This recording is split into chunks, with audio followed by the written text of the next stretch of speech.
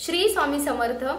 अवधूत चिंतन श्री गुरुदेव दत्त। प्रथम आपल्या YouTube चॅनल मध्ये तुम्हा सर्वांचं खूप खूप मनापासून स्वागत आहे। तर आता महाशिवरात्र जवळ येत आहे, तर खूप जण या काळामध्ये शिवलेला अमृत या ग्रंथाचं पारायण करतात। तर आज आपण बघूया की पारायण कसं करायचं, त्याचे नियम काय आहे, अटी काय आहे, आपण हे आज बघूया। तर शिवलेला अमृत या ग्रंथामध्ये एखाद्याला मरणाच्या दाढातून परत आणण्याची ताकद आहे। तुमची कोणतीही मनोवांछित इच्छा असू द्या, तर ती या ग्रंथाच्या पारायणामुळे पूर्ण होते। आणि आजारपणामध्ये तर हा ग्रंथ खूप महत्त्वाचा आहे। याचे तुम्ही पारायण करा, नक्की तुम्हाला याची प्रचिती येईल आणि नक्की तुमच्या आजारपणातून बाहेर पडण्यात तुम्हाला मदत होईल। महादेवाला आपण सांब सदाशिव म्हणतो, म्हणजे अगदी तुमच्या छोट्याशा सेवेने सुद्धा प्रसन्न होणारा देव महादेव आहे। तर आपण आता हे पारायण आहे ना, तर शिवलेला अमृत हा ग्रंथ 1 ते 15 अध्यायांचा आहे। तर पहिले याच्यामध्ये 1 ते 14 अध्याय होते, नव्याने 1 अध्याय ऍड झालेला आहे। तर आपण याचं पारायण हे खूप जण 1 दिवसाचं देखील पारायण करतात, 3 दिवसाचं करतात आणि 7 दिवसाचं पारायण करतात। तर 1 दिवसाचं पारायण हे खूप जड जातं, कारण की याच्यामधले अध्याय हे खूप मोठे मोठे आहेत। तर 7 दिवसांचं पारायण हे बरं पडतं। एका दिवसाला आपल्याला 2 अध्याय वाचावे लागतात। तर मग आता आपण पारायणाची सुरुवात कशी करायची हे बघूया। तर आता तुम्ही कोणत्याही महिन्याच्या सोमवारपासून या ग्रंथाच्या पारायणाला आपण सुरुवात करू शकतो। तर त्या सकाळीच आपण काय करायचं, महादेवाचं मंदिर जवळ असेल तर सकाळी जायचं, नसेल तर आदल्या दिवशी जायचं।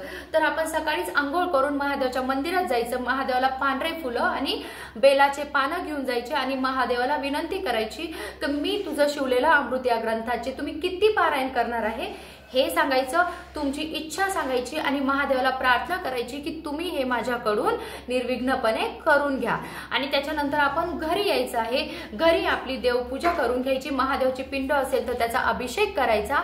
आणि त्याच्यानंतर आपण आता हे बघा, ह्या ग्रंथाची अशी सेपरेट मांडणी करायची काहीच गरज नाहीये, पण तरी 7 दिवसांमध्ये हा ग्रंथ हल्ला नाही गेला पाहिजे याची आपण म्हणजे दक्षता घ्यायची आणि त्यानुसार तुम्हाला मांडणी करायची। तर मग तुम्ही करून घ्या, तुम्ही संकल्प करायचा, तुमची इच्छा वगैरे बोलायची काय आहे ते, आणि तुम्ही संकल्प करायचा।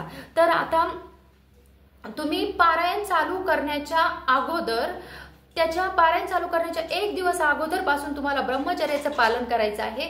1 दिवस आधीपासूनच मांसाहार करणं बंद करायचं आहे, मद्यपान करायचं नाही।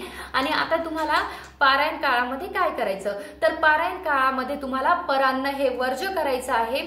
त्याच्यानंतर तुम्हाला पारायण काळामध्ये परान्न वर्ज्य करायचं, ब्रह्मचर्याचं पालन करायचं आणि सगळ्यात महत्त्वाचं कोणालाही वाईट बोलायचं नाही, कोणाचीही निंदा करायची नाही।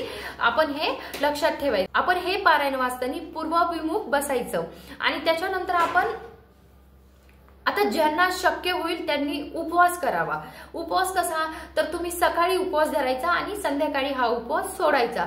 तर आपण संध्याकाळी पण जेवणामध्ये कांदा लसूण हा वापरायचा नाही। आता म्हणजे ज्यांना शक्य होत असेल त्यांनी उपवास करा, पण शक्यतो या ग्रंथाचं पारायण करताना उपवास हा आपण केला पाहिजे। पारायण चालू असताना आपण शिवलेला अमृत या ग्रंथाचं पारायण करताना शक्यतो पांढरे कपडे घालावे, इतर रंगाचे कपडे आपण घालू नये।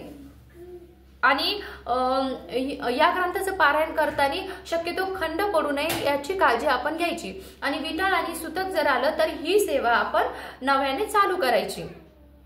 तर आता आपण याचं उद्यापन कसं करायचं हे बघू। ह्या पारायणाचे उद्यापन अगदी सोपं आहे। तुम्ही महादेवाच्या मंदिरात जाताना पांढरे फुलं, बेलाचे पानं घेऊन जा आणि जो असेल तो नैवेद्य घेऊन जा।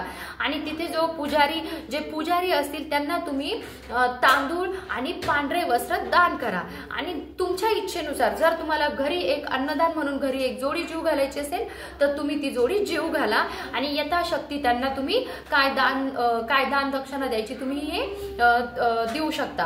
किंवा मग तुम्हाला ते शक्य नसेल तर तुम्हाला गोरगरिबांना दान करायचं असेल किंवा तुम्हाला त्यांना काही कपडे द्यायचे असेल तर तेही तुम्ही तुमच्या पद्धतीने देऊ शकता। तर आता या शिवलेला अमृत या ग्रंथाच्या प्रत्येक अध्यायाची अशी विशिष्ट अशी एक फलश्रुती आहे, त्याच्या प्रत्येक अध्यायाचं विशिष्ट असं एक महत्त्व आहे। तर ते आपण नंतरच्या व्हिडिओमध्ये बघूया।